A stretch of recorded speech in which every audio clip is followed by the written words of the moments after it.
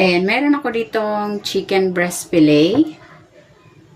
Titimplahan ko ito ng asin, paminta, garlic powder, at ng nor seasoning. Haluin ko muna. Kung hindi ka pa nakapag-subscribe sa aking channel, please subscribe at i-click mo na rin ang notification bell para lagi kang updated sa aking latest recipes. Ayan, okay na ito. Ibabad muna natin ito for at least 15 minutes. Maglalagay ako ng cooking oil. Pan-grill ko muna tong chicken.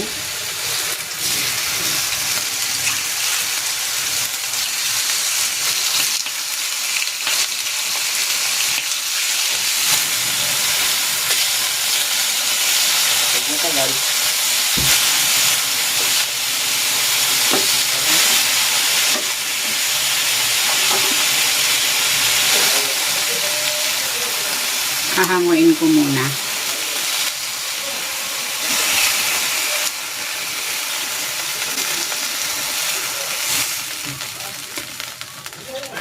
Igigisa ko na tong bawang.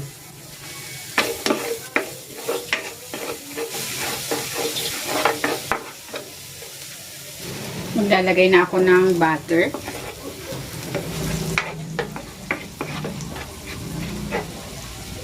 Maglalagay ako dito ng harina.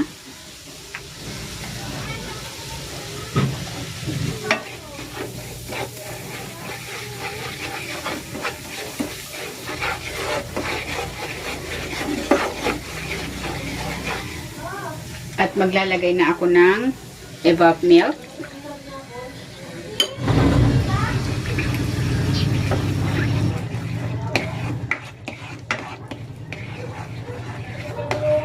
Titimplahan ko ito ng asin at ng paminta. Pwede kayong maglagay dito ng mga pampalasa of your choice.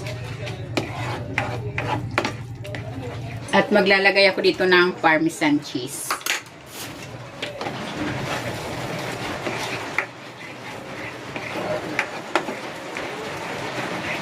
Ilalagay ko na dito itong spinach.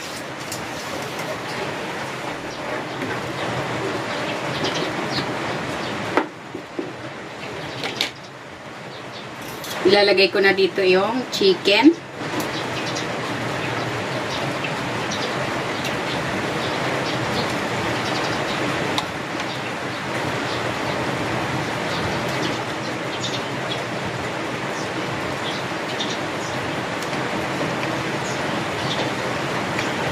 At maglalagay ako ng parmesan cheese.